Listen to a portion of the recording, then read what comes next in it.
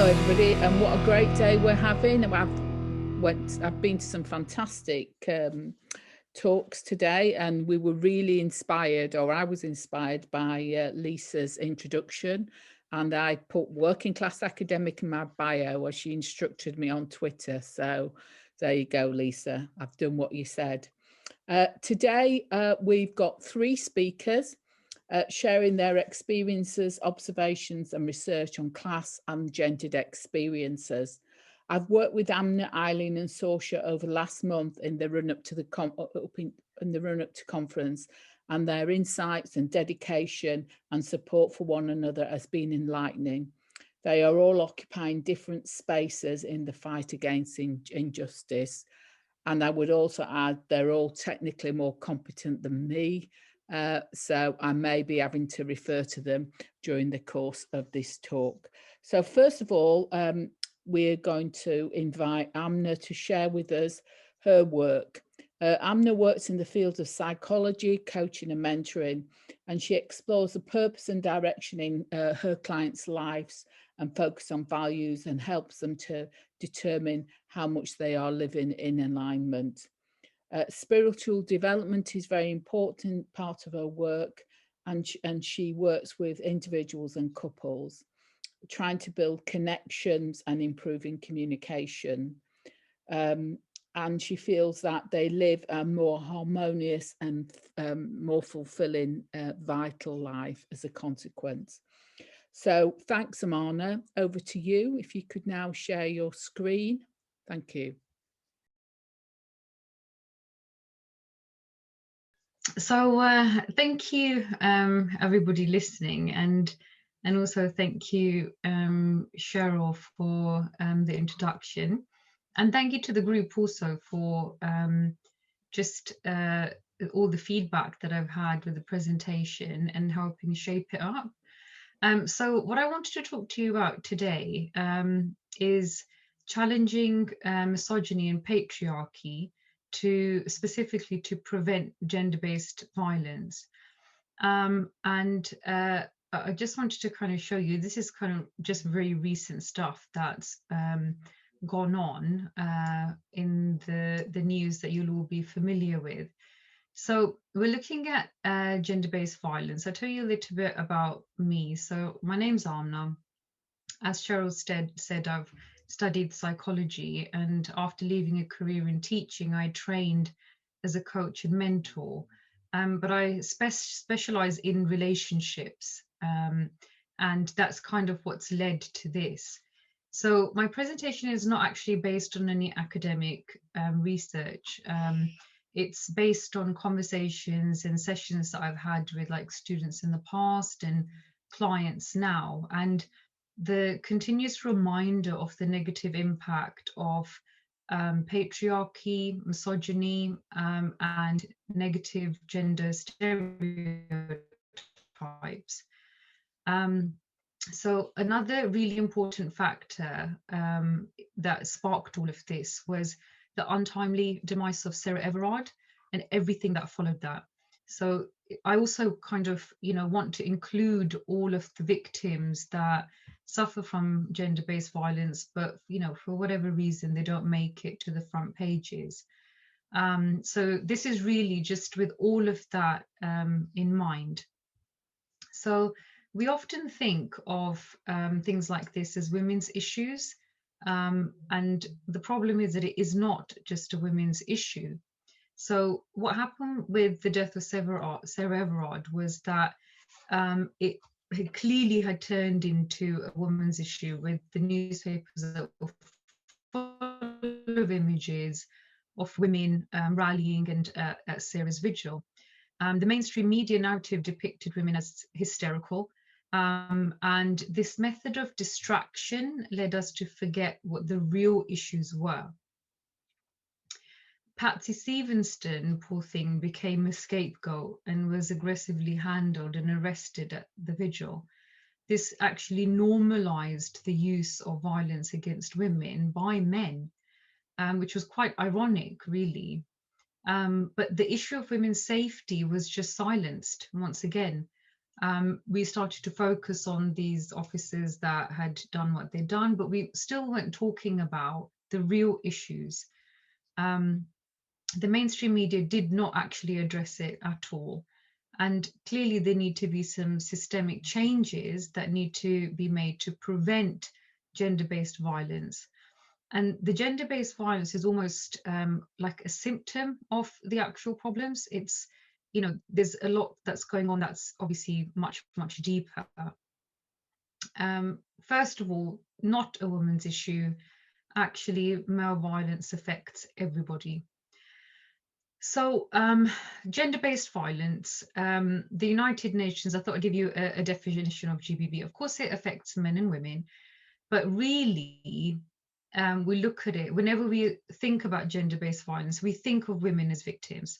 So any act of gender-based violence that results in or is likely to result in physical, sexual, psychological harm or suffering to women, whether this happens in public or in private.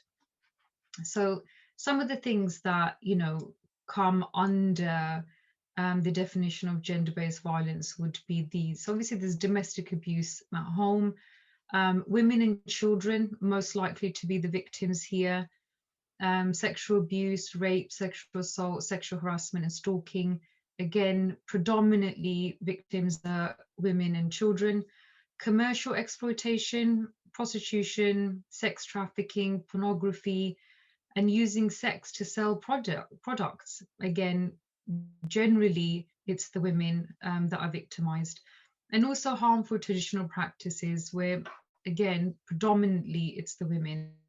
Forced marriage, FGM, dowry, honor-based violence and spiritual abuse. Now, the key thing that comes to mind when thinking about any of this stuff is solutions, and how do we change this narrative? How do we change what's happening?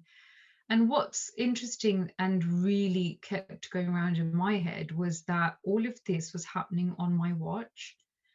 So I was coming across it in schools, I was coming across it with clients, coming across it in friendship groups, coming across it constantly.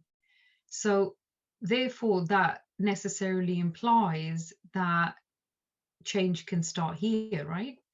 So this is the thing that, you know, I really started to think about, that actually we're all part of this.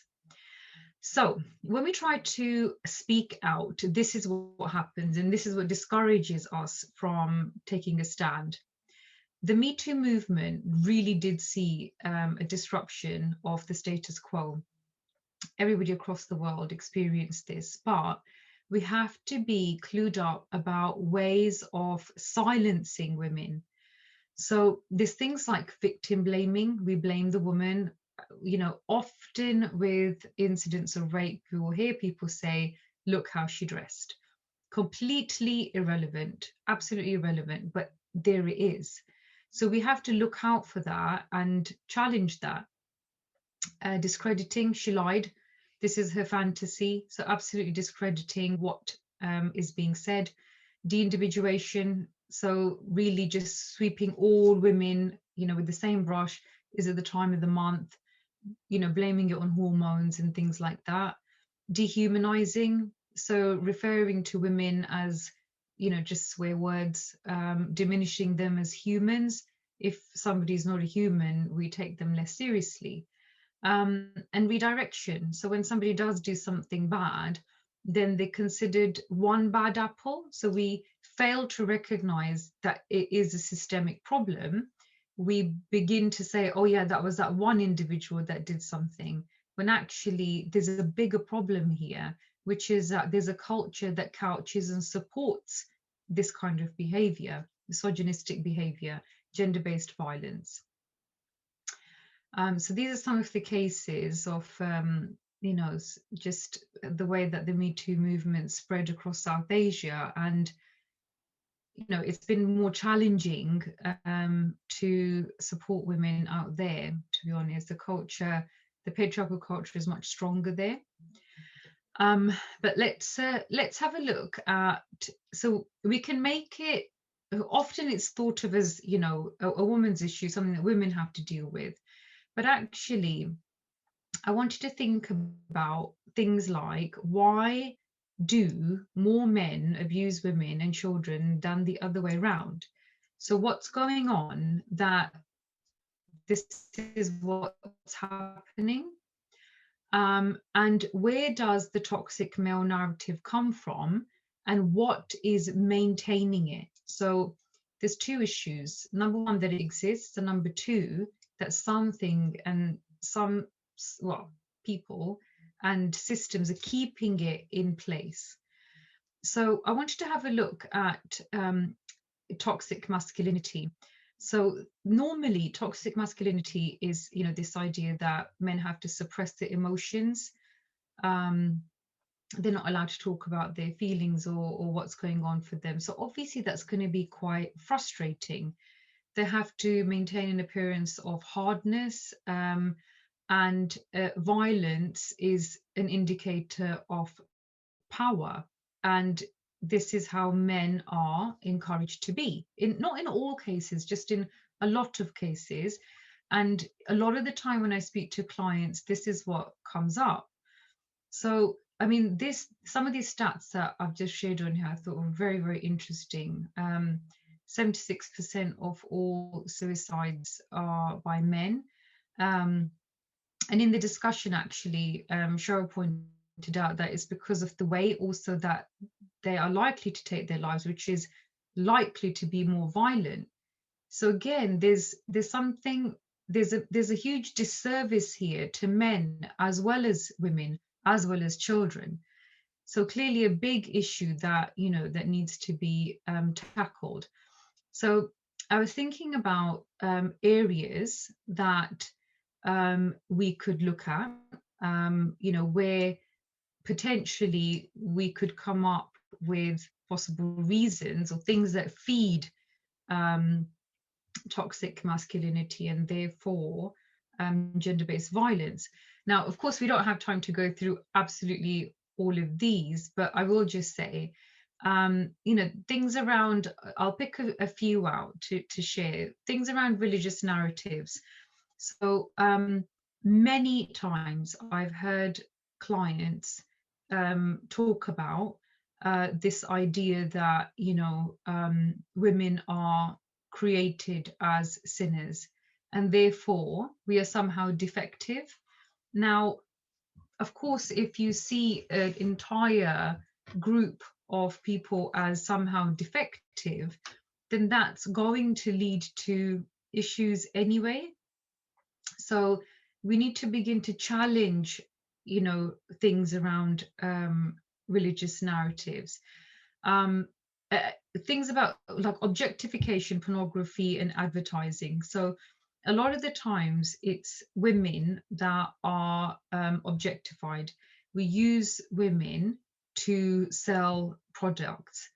So if a lady becomes, you know, let's say a professor, how much is she going to be paid in comparison to somebody like one of the Kardashians? So clearly we put all of our backing into women that are they're not forced, but women that choose to basically use their bodies to sell things. Okay, so there's an issue with that, and we think that it's just really okay for that to happen. It'd be fine if we were also celebrating women that were not doing that, but in the mainstream what we see is, you know, advertising throwing out this kind of thing. Another point is about the economic inequality. So recently we've had lots of uproar about, you know, equal pay, but there's also issues around you know, women that choose to have children and then go back into work, and that just not being very easy for them to do. So the problem with gender stereotypes and inequality and so on is everywhere. It's all the way from religious narratives down to things like us being able to go back to work something as simple as that. But what I wanted to do was I wanted to really highlight some of the amazing work that's being done out there, and some of the people that are really challenging this norm. So I'll quickly talk you through some of the people that have done some fantastic work, just an indicator of where to look for some really, sort of research, as well as guidance on how to challenge, male toxicity, I suppose.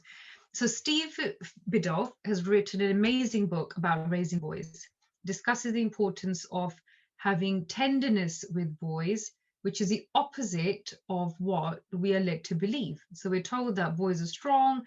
Look, he's so strong. Look how big and strong he is, blah, blah, blah. When actually boys are much more sensitive and require a lot more love and affection than even girls do.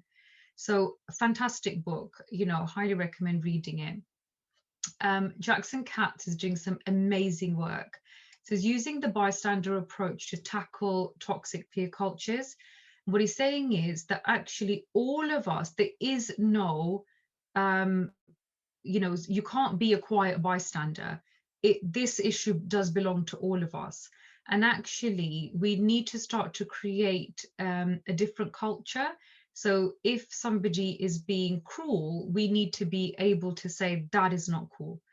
And if you lose status by being unpleasant, you're less likely to be unpleasant. So some amazing work going on out there by Jackson Katz. Dr. Loretta Trickett says that actually there needs to be changes to legislation, and that misogyny needs to be treated as a hate crime. So we have Prevent against terrorism. We need to have something similar, which is specifically about misogynistic crimes against women. And lastly, this is very interesting. Sylvian Timsit talks about the 10 media manipulation tactics, and he's really driving, recognizing the way that the media manipulates us, can silence important issues, and deviates our attention away from what's important. So educating. Aamna, you've got 2 minutes. Oh, okay. Actually, I'm almost done. So this is the very last point. So changes in media narratives, and actually we need to educate people on how to decode media messages, so that we can challenge these narratives that basically subordinate women, disadvantage men, and generally, I'd say are probably massive contributors to gender-based violence across the world. And that's it from me. So thank you for listening. I will just say one thing. If anybody is interested in doing any work around this, please get in touch, because this has actually really made me think about, applying for funding and wanting to actually really start doing some active work, in this area. So yeah, thank you very much for listening. This is from Elaine. I've not had time to read it. Me Too happened and women marches happened globally. In my colonized Canadian city and uni, there were ongoing education sessions, but class was excluded. And she points out that she's concerned, why does class continue to get excluded from discussions around gender? So it's not really a question, it's a comment. Anybody else got a comment or a question? Right, I'm going to now introduce Eileen Fitzgerald. As she said, her biography didn't have much in there. In fact, I would say that Eileen's biography didn't do her justice at all. A main argument is how Academia continues to exclude working class and working class women in particular. And despite failing her 11 plus back, you know, some years ago, and attending a local secondary modern school, she couldn't wait to escape. And Eileen would probably agree that certainly at the time, occupations were much more class and gendered, and that for women, they were, you know, destined for certain sorts of jobs, and men were destined for other sorts of jobs. So a secondary modern school provided limited vocational education and would have no qualifications at all. I mean, you know, the O levels wouldn't have been sat by secondary modern youngsters. It was only later that she discovered real education, and that, and this is quoting Eileen, that nuts like me populated art departments in universities. And having looked back, she's now here to guide other nuts. I presume that means like people like me and others at the conference. So Eileen, if you'll have 15 minutes, I'll give you a couple of minutes at the end, and then I know you've got lots of material that you want to share with us, and comments and discussions, and hopefully we'll have plenty of time to do that. So take it away, Eileen, if you want to share your screen.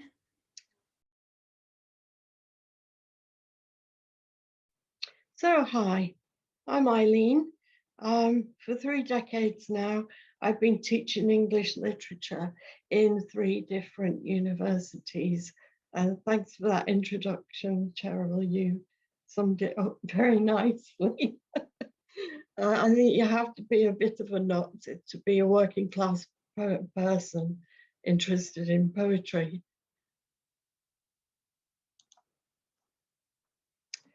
So I want to use this paper as an opportunity to speak to like-minded people in the business of education, to think about how we can come together to promote a more flexible education system in England. Thank you so much for giving me your attention this afternoon. I will use my own experiences of education throughout my life to argue for a system that works for us all, not just the privileged few. This has been a difficult paper to birth, taking a forensic look at my relationship with higher education has been like discovering that a much-loved partner, a soulmate, a guardian angel, is in fact a coercive, controlling thug. Consequently, all poetry has had to go from this paper, and politics inserted instead, as like Jacob, I've wrestled with this particularly troubling angel before I could progress. A punch-drunk victim of abuse, I've staggered to what is probably a really obvious conclusion. So I beg your indulgence as you listen. I put this struggle down to the impact of a wholly inappropriate system of education and what it's had, the impact it's had on this particular working class girl right from the beginning. This is a slide that I use to introduce myself to my students. Since finding the working class academics last year, when in desperation I put the 3 words into a Google search, thinking there must be more out there, it can't just be me. And you're all here, and yay, it's been brilliant so far, yes. As a result of my involvement last year, I've used this slide to introduce myself to my students. It's helped them, I think, to know that they're dealing with somebody ordinary, somebody just like themselves, juggling home, family, career, multiple identities. I'd like to use this opportunity to argue for an education system in England that suits people like me better. An education system which helps people to grow throughout their lives. It is obvious to me that this is what education should be. This is me, the little picture on the left, age 7, dressed up for my birthday party outside our house in Oldham. What has Eton got to do with this little girl? Today, I want to speak about the violence of hierarchical discourses in our current education system, focusing specifically on universities, because that's what I know about. The picture on the right is my long-suffering cat, Mickey, poor Mickey, subject to the violence of a different kind of hierarchical discourse. He's in my doll's pram, which I've dressed up in red, white, and blue for Empire Day. My education was Catholic, patriarchal, imperialist, and racist.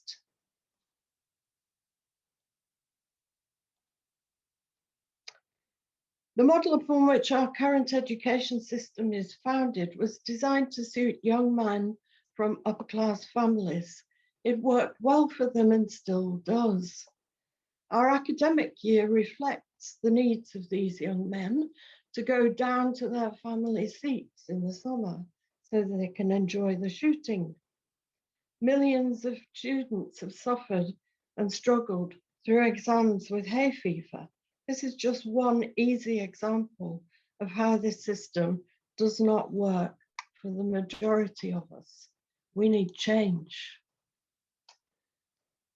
Our current system of education is imbued with traditional values. Whose tradition, I wonder, that are out of sync with the majority of working class lives. The Eton Wall game is a good example. This, along with its more famous version developed at rugby school, is intended to bond and toughen up young men. These games claim to promote health in boys and young men between the ages of 13 and 18, cooped up together in a most unhealthy way. These games seek to expend the inevitable generated silo of sexual energy. This still persisting model of education, oven ready at 18, fully cooked by 21, is doing immense damage to those of us who have other kinds of lives. What has this model to offer a working class girl who might like poetry? Yeah, only enough to inform her of what she doesn't want. Eton is an example of a public school. Many pupils go to Eton, to Christchurch, Oxford, also pictured, or one of the other long-established Oxbridge colleges. Note for our international participants, in our quaint English way, public in this context means private, expensive, and exclusive. All these establishments have debating chambers, which makes the daddy of them all feel like home from home, the Palace of Westminster, when the products of this educational system arrived there, many of them as MPs. As I looked for images for this talk, I realized that these buildings all feature not only debating chambers, which could be seen as wombs for the generating of their ideas, but also nice, tall stone penises.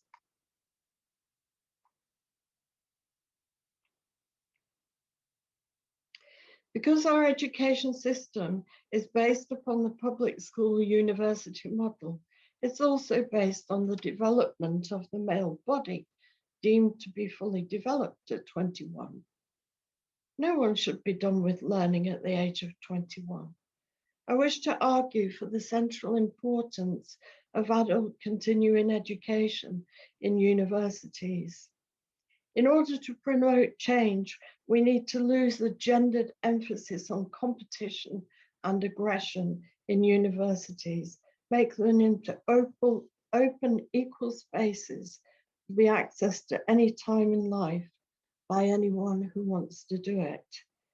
We need to lose the recently added phony business model too. This isn't what education's about. This is my secondary modern school, demolished in 2013 after numerous attempts to rebrand, re-image, remanage what was always a really bad idea. This is my educational heritage, my legacy, my Eton.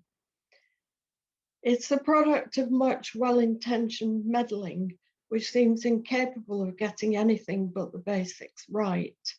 The current system produces a sense of alienation in many, if not most, working class people.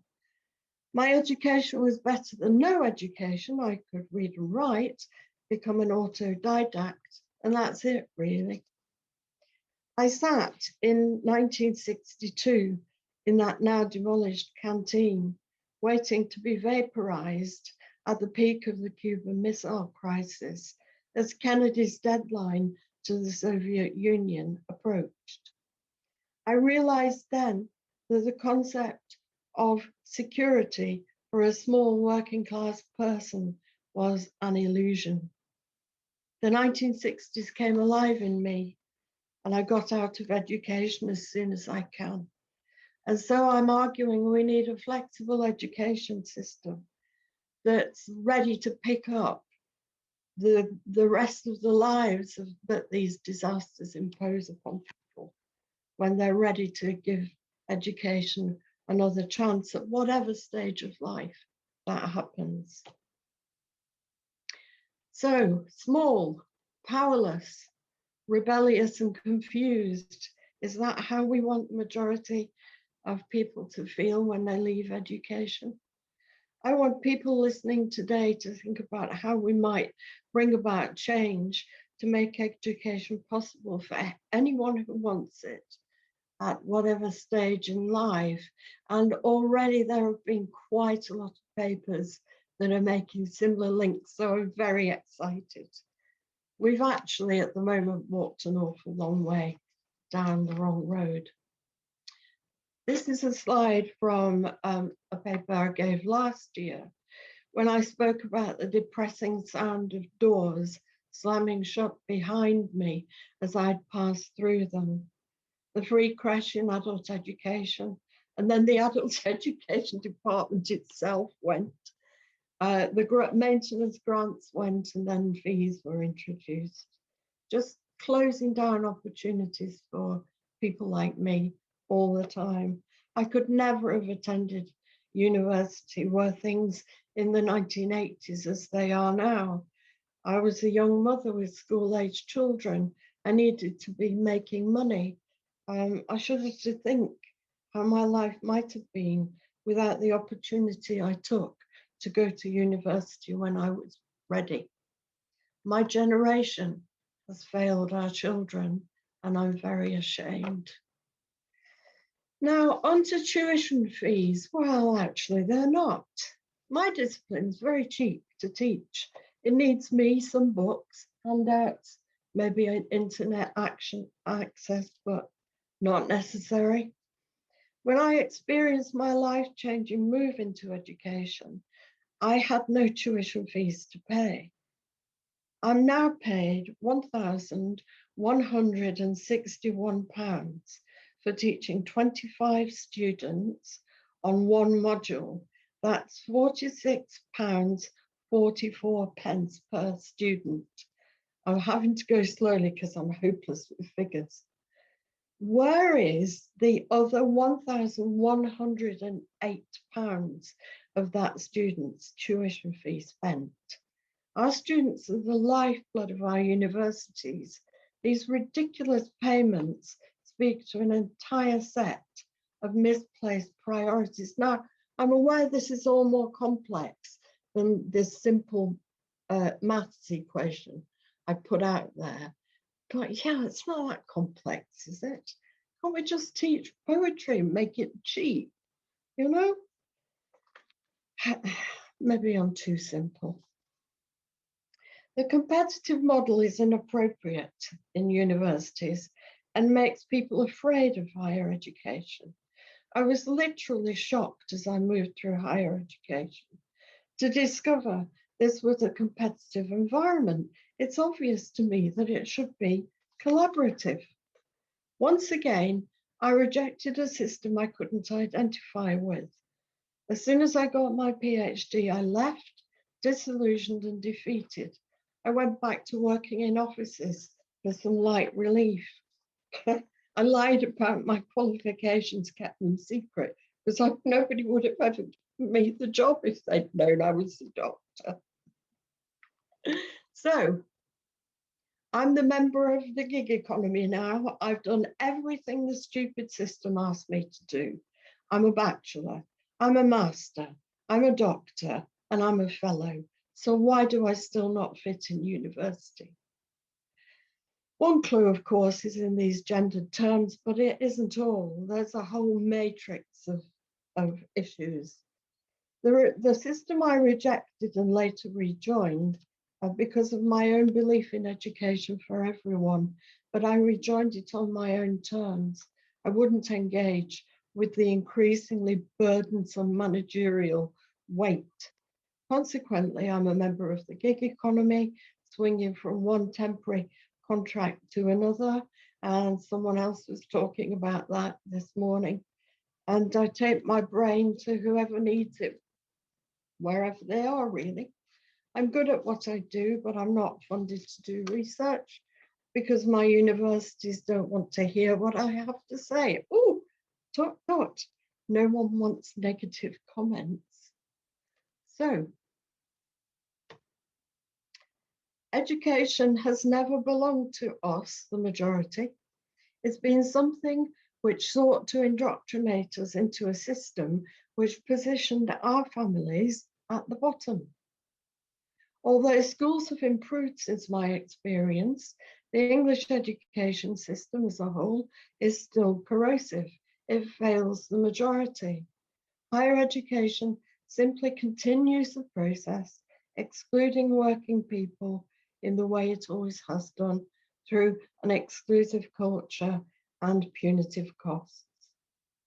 This inclusion does not manifest in what is said on the surface, and false claims about equality mean universities spout endless junk about how caring they are, whilst exploiting most of the people involved with them for the benefit of the few. Woo!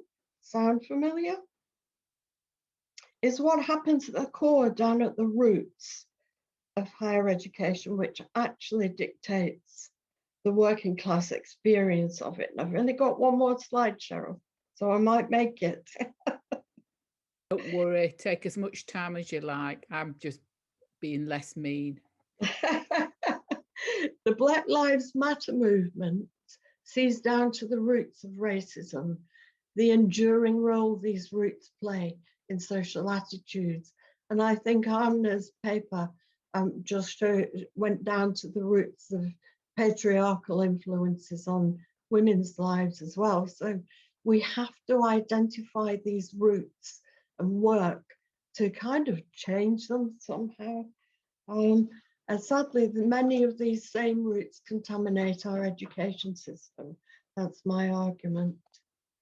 Though I hold these truths to be self-evident. Every member of our society should have access to higher education when they want it. I'm using the language of the United States because I'm asking for a kind of similar revolution in ideology, really. I work for less than the minimum wage in universities by the time I've done the marking and the prep and seen students and supporting them. And because I do this because I believe in the powerful transformative potential for those who come looking for knowledge when they're ready to find it.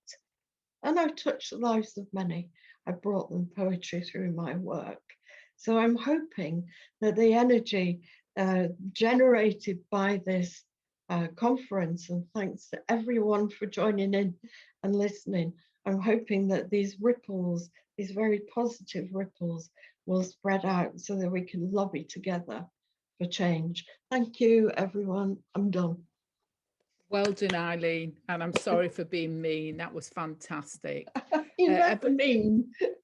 Has anybody got any questions to ask directly? Oh, there's lots of love for you, Eileen, in the chat. You're amazing. Thank you for inspiring us. Brilliant. Amazing. Lots of lovely comments, Eileen. Thank you everyone. I haven't got any questions, so what I'm going to do, I'm sure we can store all these things up, and we've got plenty of time, as Alex pointed out to me at the end. So what I'll do now is I'll invite, I'll just introduce Sorca. Is that okay? Yeah. Sorca McDonnell is a lecturer in TU Dublin, teaching on the early childhood and social care programs. She's also a doctoral student in higher and adult education in the Adult and Community Education Department at Maynooth University. Her doctoral research is cooperative exploration and reflection on the experiences of working class women who've attended higher education. She's very much an insider in this research, as she was a latecomer to academia, previously working for almost 20 years with children, families and communities in different organisations. And most of her work was based in working class communities in Dublin. Being a researcher with people has informed the way working this way in projects and communities. Her biography does not relate the passion and compassion she has for working class students and their academic and social ambitions, as well as her righteous anger against a system that maintains social inequality. This anger is directed against a system that tells working class women that they're not good enough. Sorca has been my friend and study buddy since last year's Working Class Academics Conference. And though we have an ocean separating us, me now in Wales and her in Ireland, Dublin, we always meet and have a chat. We have, along with other working class women academics, I've written a piece which we're hoping to publish soon. We sort of really hit it off. So without further ado, and sorry, Sorca, for sort of just sending out lots of love to you there. I've also just done it to give you time to share your screen. So as again, just let me know when you've finished. Thanks.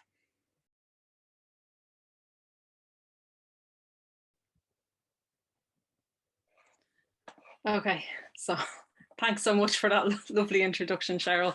It's yeah, and I'd like to have to follow Aamna and Eileen as well. And I think, you know, the passion, and when we did meet together, the passion of within our group was just brilliant. So I'm really delighted to be here. As Cheryl said, we met after the conference last year, and just the conference last year was a fantastic experience.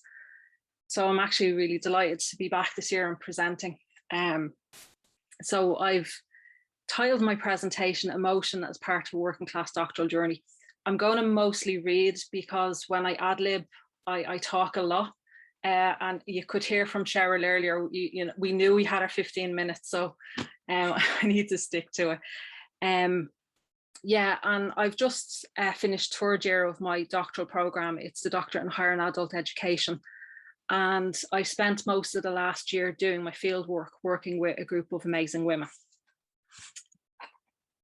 So my research is a cooperative exploration of the experiences of working class women in higher education in Ireland. And just the photos there are 3 of the institutions. So on the right is some of the new campus for TU Dublin.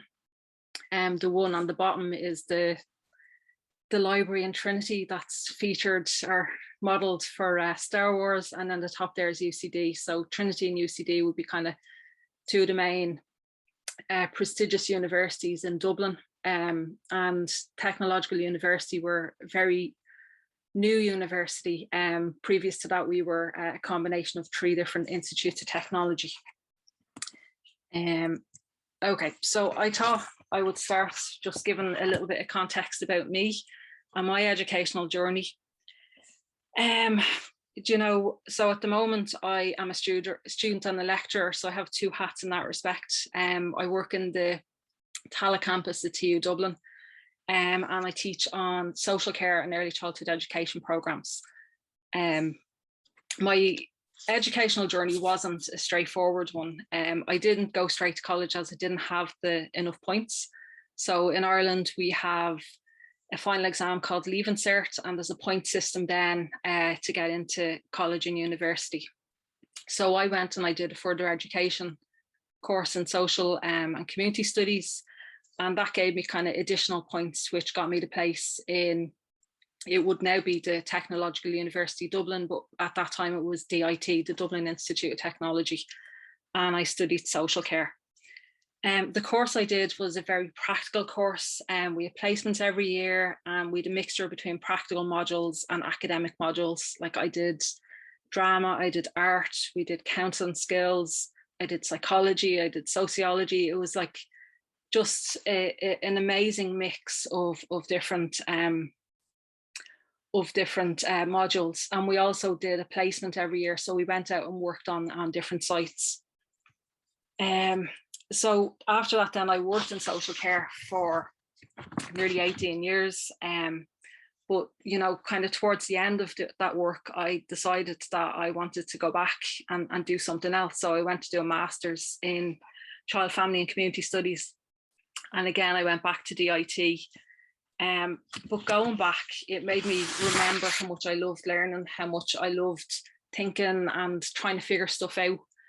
And trying to figure out how all that fit with the real world. And it just really opened up this world of what education can be. So I kind of thought about next steps and decided that I'd like to move into teaching. So went and did a higher diploma in further education. And when I started applying for jobs, got the job as a lecturer. Initially I worked in, it was a separate, but it was Blanchardstown campus at TU Dublin, and I'm in Tala now. And then when you start working in higher education, there's all these conversations about further studies and doctorates and PhDs, and you know, people that I was working with were talking about their studies. So it got me thinking, God, is this something I could do? It's not something that had ever crossed my mind before that. So I looked into different programs and found the Doctorate in Higher and Adult Education, which is in the same department where I did my HDiP and further ed in Maynooth University. So I mean, you can see the pictures there, the green lovely uniform. That's actually my last day of secondary school. And then there's my first graduation, and the photograph down the bottom, that's part of the campus in Maynooth University where I'm doing the doctorate. It's lovely, lovely campus. So finding the topic. So in terms of the research itself, the emotional aspect of the journey started before I even decided what my research was going to be. So I had some ideas about what I might research, but on our program, we kind of spent a little bit of time exploring different literature and kind of expanding and thinking about our topics. But when I read a chapter from Formations by Beverly Skeggs, it really struck me how like the women or girls in the chapter I was. I had studied care, and I remember valuing the practical over the academic. And I still look for ways to apply different theories to the world and what it means, how it looks. And that's something that's really important to me in how I teach as well. But I suppose there was something about reading that chapter that made me wonder, was it just me? Did I have any real choices in my education? Did I have any agency in my educational journey? And had the structures made me think that I had choice, but actually I just picked what I knew? It actually at the time made me feel quite unsettled and maybe want to think more about it. And that was the beginnings of finding my topic, very much based in the embodied emotional response to reading about girls or women like me. It also made me think more about different ways of knowing and the prioritizing of academic ways of knowing over practical and experiential ways of knowing. And some of this is linked to the idea of the researcher as neutral and dispassionate. So Anne Oakley critiques the idea of the rational, objective data gathering interview as a gendered paradigm that's based in stereotypical masculine traits, which are viewed as scientific and superior. It's the opposite to the idea of feminist research based in relationship, emotion, and this is the word I can never pronounce, reciprocity. You know the word, oh my God, reciprocity. It highlights the importance of researching with rather than on participants, which is at the heart of my research. So Jean McNiff says that practice-based forms of research believe that knowledge is always being created and exists in people and the stories they tell. And I think that kind of story and voice is something that's been running through the whole day so far. So I thought it'd be useful to talk a little bit about my research process. So it was based on cooperative inquiry, and I started, we had a group of 7 women initially, and then 1 woman wasn't in a position to finish. So we had 6 then who continued in the process. We had the first session in person. It was probably the maddest session strangest setup of a session I've ever had, because due to COVID, I brought my measuring tape along. I had to make sure that the chairs were 2 meters apart. And we met in a community room. But then due to COVID, we had to move online. And again, there was a lot of feeling in relation to that, because, you know, I have a lot of experience doing group work, but doing group work online was something different. And I suppose the biggest concern for me was, you know, can we build community and can we build relationships online? But I think the fact that everybody in the group had moved all, if not most, of their work online, we were all kind of building those skills, and that made it a little bit easier. So when I started to think about cooperative inquiry, some of the things that were really appealing for me were the fact that it was, you know, the importance of a democratic process, sharing power. And I thought that was really important for creating a space where we all could feel open and honest about our experiences. I hoped it would give a space for working together and figuring stuff out together, which was really important to me as a person, but also to me as a researcher. It was really important for me to match my values to how I conducted research. And I saw in the chat earlier some people kind of talking about Diane Ray, and she talks about passionate partiality, which I think is a really great term. And, you know, particularly for this kind of research, it works really well. And for me, I had to really change the picture I had of what a researcher was as this passionate, disembodied entity, and see that researchers can be real people with thoughts and feelings, and also fit very well with kind of Freirean ideas of dialogue and co-construction of knowledge. I was drawn to the idea of different ways of knowing and valuing different kinds of knowledge, including finding ways to co-construct knowledge based in our experiences. So Mags Green says that knowledge, therefore, is not an individual reflexive process, but structural, relational, and deeply political. You know, and I think when you're working together in a group, you're kind of not just thinking about your own experiences, you're thinking about our experiences and where that fits. Something else that was really important to me was that the research would be reciprocal. I didn't want to do this kind of smash and grab, go in and get people's stories and take it away and use it. I really hoped that everybody in the group would get something from it, and not just me. So all of the ideas that underpinned how the research led to us creating the space where listening and being listened to was very important and valued by everyone in the group. It was mentioned throughout the process as being something that was really important. The group was also underpinned by care. There was a sense of feeling that we cared about each other and we were interested in each other. And it allowed us to build a sense of solidarity and a space where emotion was allowed. We were creating community. We were recognizing the importance of the collective journeys we'd been on. We were thinking about how our journeys are not singular or about moving away from our communities. And there's an interesting piece of research by Louise Folks in relation to that, which is on my reference list for anybody interested. Working in this way together allowed for a space where there was a lot of emotion expressed in the group, including anger, sadness, exhaustion, worry, isolation, shame, but also joy, pride, empathy, care, solidarity, and humour. There was descriptions of the process as cathartic, and many ways and in many ways that anger impacted. And you know, we at different points talked about anger as energy, and one woman described good anger, pushback anger, I'm not taking it anymore. For me, there was a sense that I could be my authentic self in the group, and others expressed the same. We spoke about this being a space that was different from other spaces, where we could really talk about how being working class had impacted our journeys, particularly our journey through higher education. So that's just the quote from Mag's screen there that I had. So I suppose being an insider in the research was something that's really important for me to think about. And being a working class woman discussing experiences of higher education with other working class women impacted me sometimes in unexpected ways. So Emerald and Carpenter talk about the emotional labour of our work reminds us that we have a personal and emotional connection to our participants' life stories.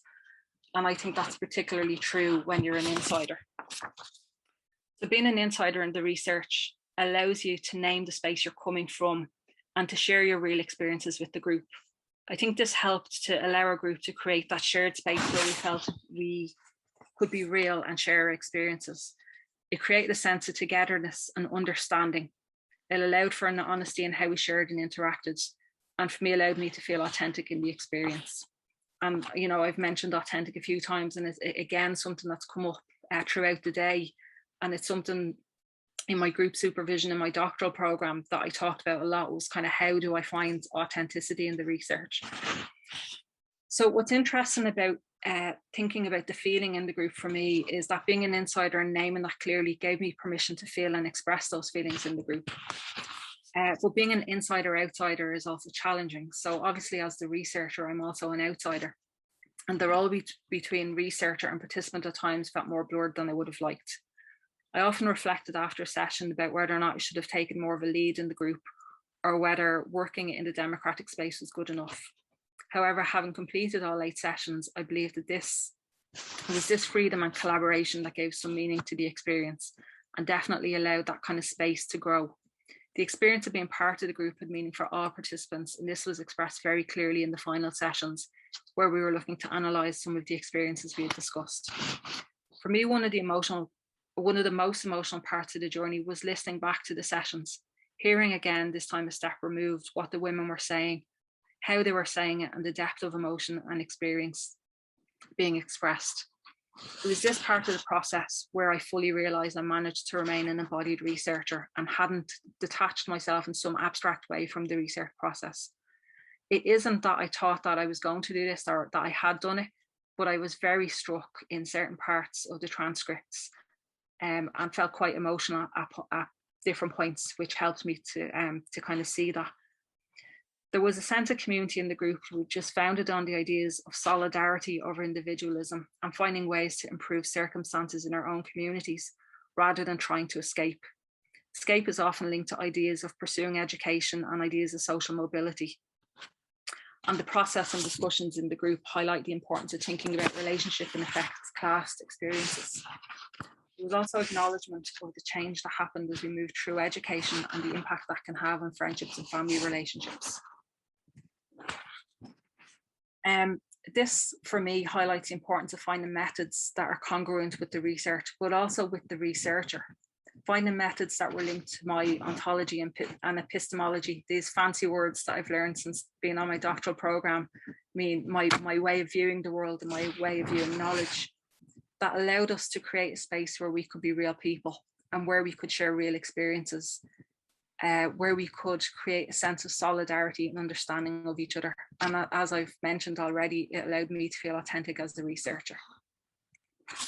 So just to finish off, to kind of say where I'm at now, I'm looking at analysis and preliminary findings and trying to find ways to articulate some of the journey so far, which I'm hoping today will have helped me a little bit with, which isn't an easy process. I'm also immersed in some of the literature and I'm allowing myself to feel my way through it, to remain connected to our voices and stories in an attempt to write a thesis that builds on the work we did together as a group of working class women.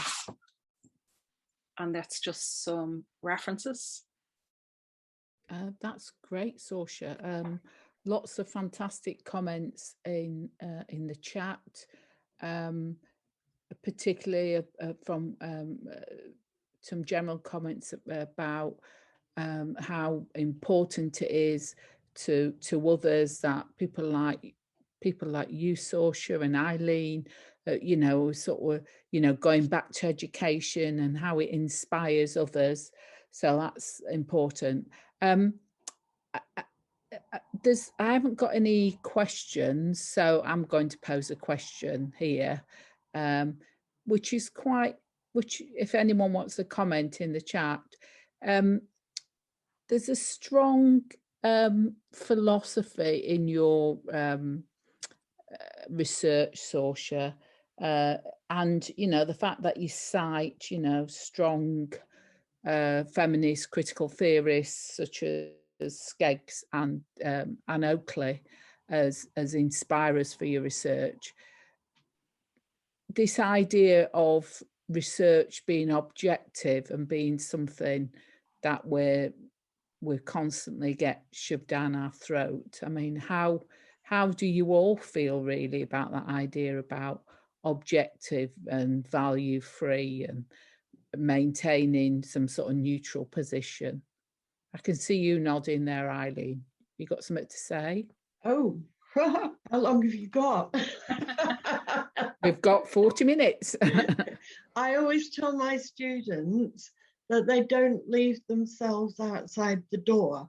They bring their whole selves into our seminars. And, I always put it as being postmodern, in that we recognize the importance of objectivity, but we also recognize we can never lose our own subjectivity. And so we accept the two together and kind of try to do the balance. But as I've been listening to all the papers, but in particular the other two papers in this session, I've been really struck by all the links. And those links are subjective links. They're emotional links. They're the stuff that, you know, the objective crew wouldn't have us incorporate, but they're actually what human beings are about. And although anecdotal evidence is kind of limited and problematic, it's also very important. Bearing witness is really important. So I think we do need a balance. It's like everything else. I always think we need a balance in everything. That's a very balanced response. I mean, just if I can come in there as well, I think, do you know, I'm not sure there is such a thing as, unless you're kind of measuring chemicals, but in terms of social sciences and people, I'm not sure there is such a thing as neutral, because depending on what question you ask, depending on how you frame the question, depending on who asks the question, you can get very different responses, depending on what kind of humor you are in on the day. You know, and I suppose having worked with people for 20 years, well, more than that at this stage, you know, you know, you can get a different response on a different day, depending on what other things are going on in people's lives, you know, and even how you express any kind of understanding that there's other things going on in people's lives. And I know there was some discussion around that earlier in relation to kind of responses to students. But I think it's, you know, because I've worked in social care as well, it's, you know, I think it's all, as humans, we always have things going on in our lives. Yeah, so I mean, I don't know if there is such a thing when you're researching human beings, that there is a position that isn't in some way leaning or biased. There isn't even in the chemistry and things that you cite, because what gets researched, what gets funded is also determined by where the money's coming from and who wants this particular piece of knowledge. So objectivity is, well, in English literature, we've pretty much, you know, dumped that in the 1980s. But at the same time, as a researcher, you've still got to look at statistics and facts. You can't completely, ignore it. I think it's important to do both. I've got a question here from Lisa Taylor, who's asking, would you recommend setting up solidarity spaces as a more permanent fixture? I imagine she's talking about, sort of these get-togethers and writing groups and things like that. Yeah, what do you all think? Absolutely, definitely. And what's really interesting is like some of I was at the presentation this morning on solidarity spaces, and as I was listening to it, I was thinking about some of the discussions I had in my research group, and there was very similar comments in my group as there was in that group there today. And I just think there's something about being in a space where you feel you can be yourself, where you don't have to censor yourself in the same way you do in a lot of spaces in the world, that actually can really help you grow. I don't know if that's making any sense. I think Eileen wants to come in there as well. No, I'm just nodding. I'm remembering when I was an undergraduate, we used to go down the pub with the lecturers afterwards, and they were completely different, and you could say what you really wanted to ask them instead of being in that formal setting. That's what I was thinking about as you were talking, because again, it goes back to the structures, doesn't it, in higher education, that I'm asking for a more feminized space, a more normal space where your whole self is incorporated. I have such hard work with my mature students, telling them it's fine to have an essay in late because your mother just died. It's people come into higher education expecting this really rigid system that they've got to completely conform to, and all the rest of their life doesn't matter. But actually, the whole of the rest of your life is what contributes to you as the researcher in the end, who you are. Sorry. No, that's any other comments or questions? We've still got some time. There's quite a few comments in the chat, mainly sharing recommended readings and observations. So, for example, thinking of your presentation, Aamna, and what Eileen said about feminist spaces, they can be for all of us who are burdened by toxic masculinity, even men. So I thought that's quite an interesting, because we often think, the point you made about, male self-harm and high levels of suicide, it's, as a mother of sons, it's your greatest fear, I think, about, the experience of men in the world. I mean, has anybody got anything to sort of to say about that? I would like to just say, I think this is the point I was trying to make, that it really does, we've always thought of it as a women's issue, it just affects men, but it really doesn't. It affects everybody.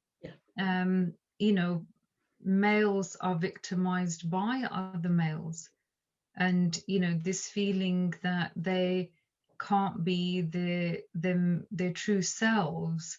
It's damaging for everyone to not be able to be your true self, and that's probably where toxic masculinity comes from, just this feeling that they've got to kind of pretend. So imagine being in a place or in a world where we were able to just explore those feelings more openly, to be honest about them, to not have to be ashamed of being real.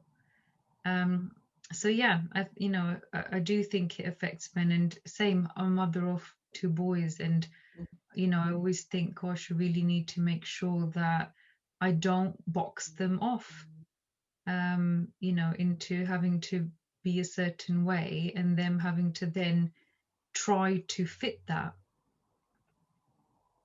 I think that's what I was trying to argue in my highlighting Eton and rugby school, that they take these young men from 13 to 18 and that traditionally boarding school took boys away from their mothers in case they got soft, and they had to be out amongst the men, learn to be men, and I still think that a lot of these values are just insidiously creeping through our current system still.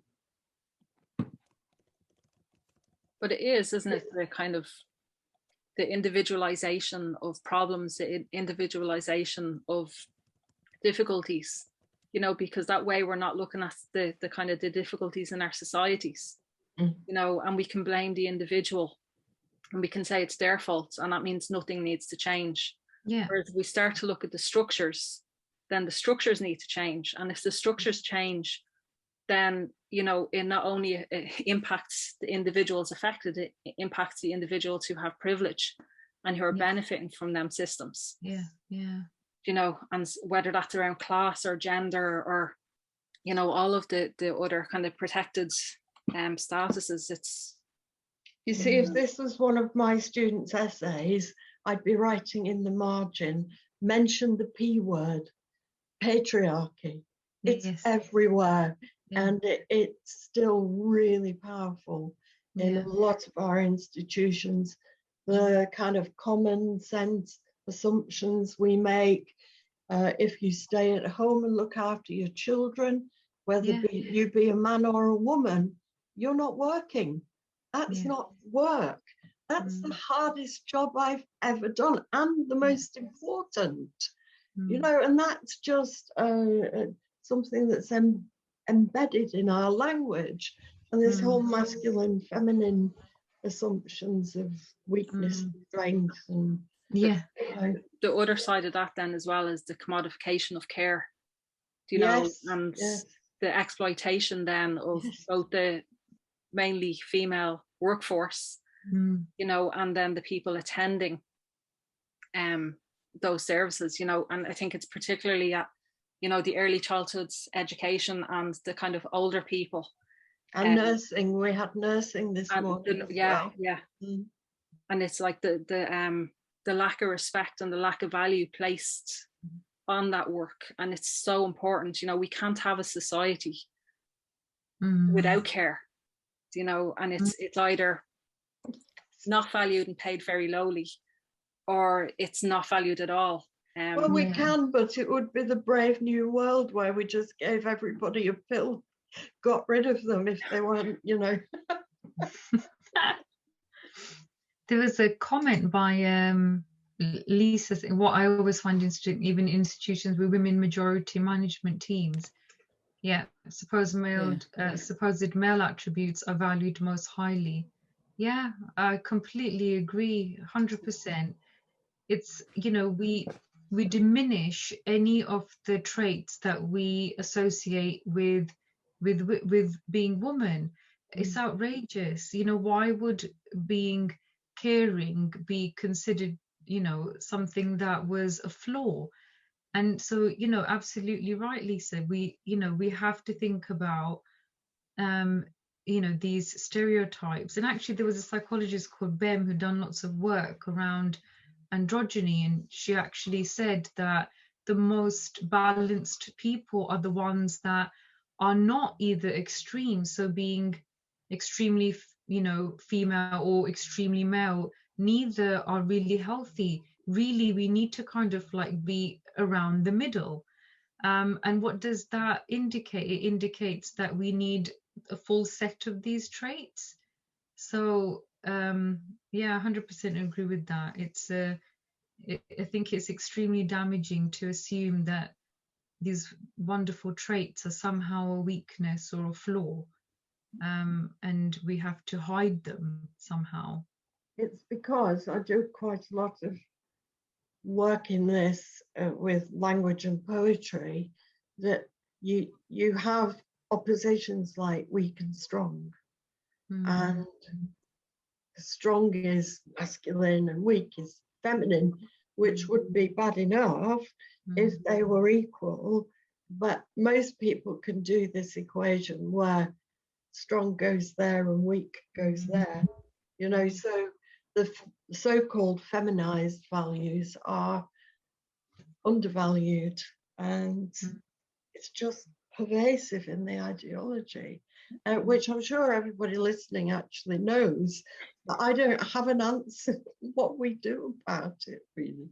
Yeah, I would add about the comments about management, you know, having worked in education for nearly, I don't know, 35 years, you know, the most troublesome managers I've had have been women. And I think and certainly of more recent times in higher education, there's this, you know, it's this performativity, isn't it? This, you know, everything's a ticky box, as in flexibility. It's a very narrow performance, you know, and also it's aligned to this phony student experience that is, you know, they use the students to beat you with. I'm sure I've met many others, you know, and they, you know, and they never champion, you know, student experience in reality. And it's often left to us as emotional workers, like, you know, Sorca described, to take those things on, you know, and to challenge it. But yet they're the ones who sit around in committees and write policies and talk about the Equality Act, but, you know, in reality, do everything to tear it up. So anyway, but it's great. We've still got some time. I'm just looking at some comments here. As I say, lots of comments about somebody wants you to be their academic grandmother, Eileen. They can make you macaroons. I need you in my life, they said. And how lovely hearing women sitting around chatting about the world and listening to their voices is another, I think's great. So we've still got some time. Any more questions? Anybody? Well, further to what you were saying, Cheryl, that women can be co-opted into patriarchy, you know, and in many instances they are the best ones at propagating. It's like having a token ethnic minority on a committee. Oh, look, see how equal we are, and it actually perpetuates the system rather than changing it. And I think it's probably why people like me are overlooked in these structures, because I won't play the game. Yeah, I'm just looking, there's a comment from Natasha saying that she's had the privilege of working mainly in the voluntary community sector and having some amazing female leaders and bosses. Privileged to have learned about care, compassion, and the importance of nurturing relationships. Good. And I think that's something that is part of the conversation. It's about the culture within an organization, about whether or not care is valued. And I think in higher education, as far as I can see, it isn't.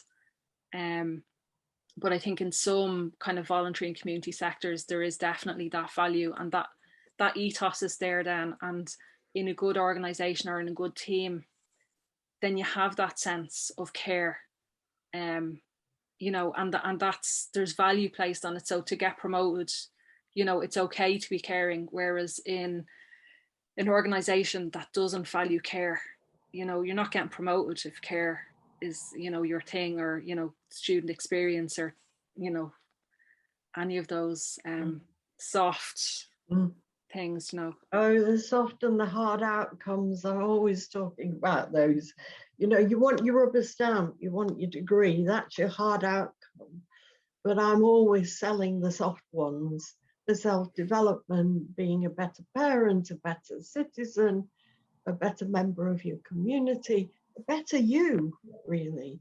The lovely soft outcomes are, again, as Cheryl was saying, have been kind of sidelined, overlooked in favour of this really hard, rigid tick box, beat you up with a student kind of system that's been imposed upon us, I think. Yeah, and I mean, there's lots of questions there, and there's lots of recommendations and citations going on, and bell hooks. I remember Kay Sidebottom, who's chairing my talk tomorrow, she did a lovely sort of Twitter reading group on bell hooks, I think, year before last, maybe. I can't remember now. The years have merged into one, haven't they, with COVID? And another question, Sorca, do you think the sector makes a difference?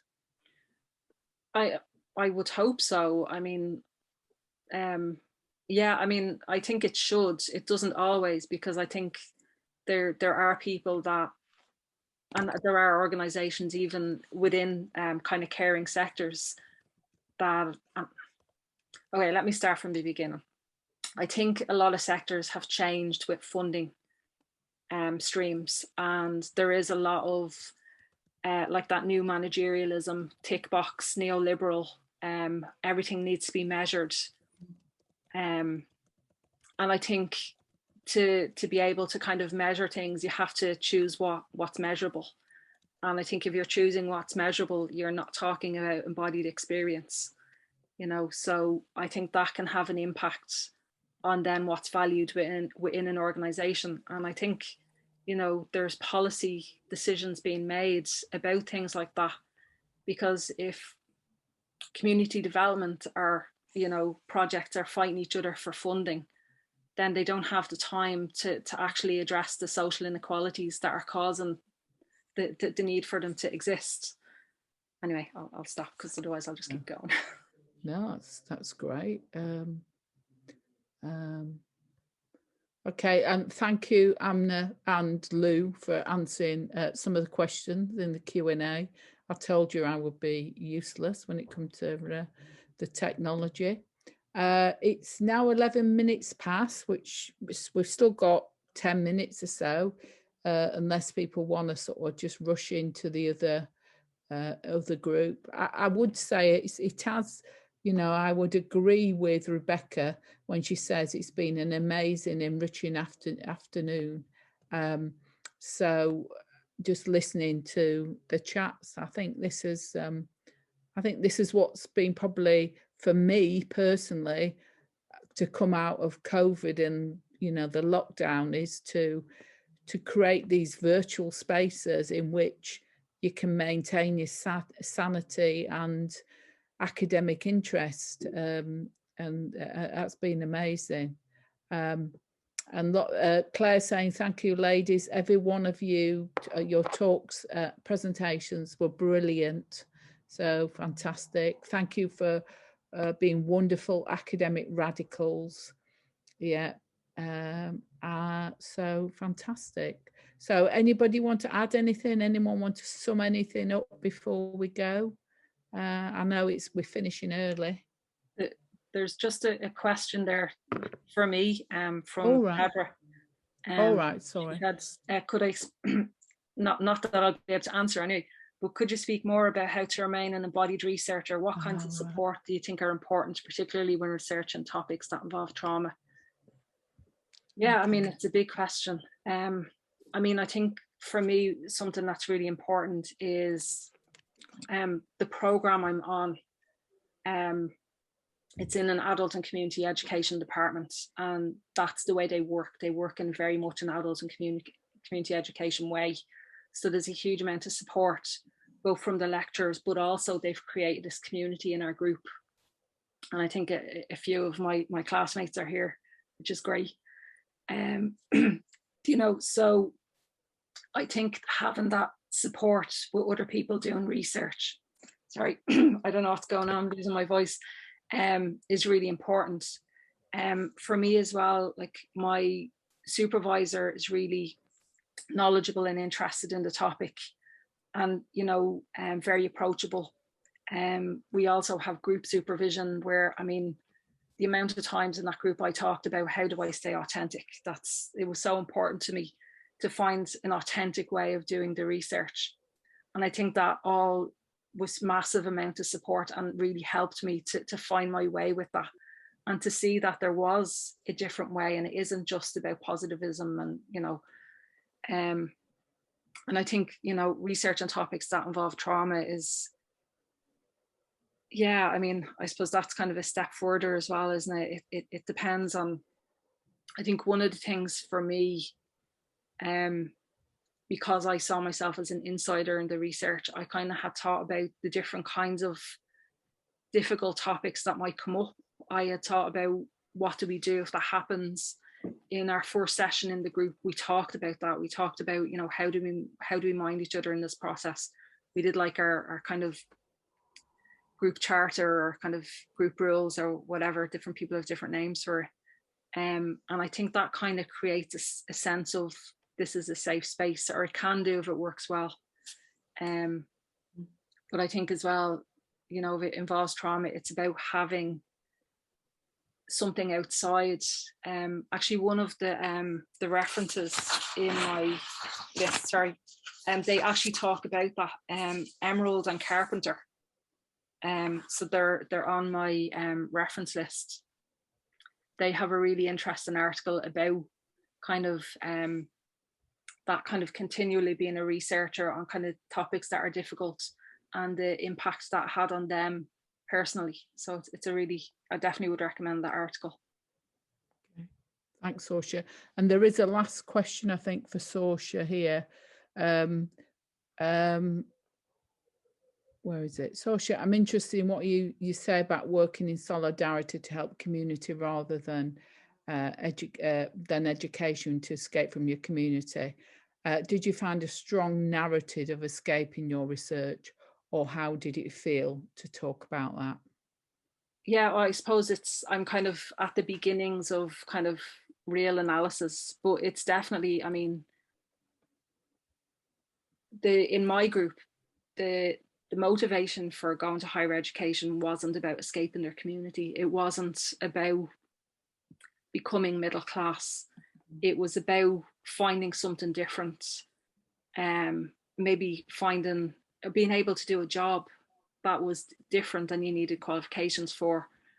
But it definitely, and in my group, 2 people work in community, 3 people work in education, and 1 person was working kind of in the science field.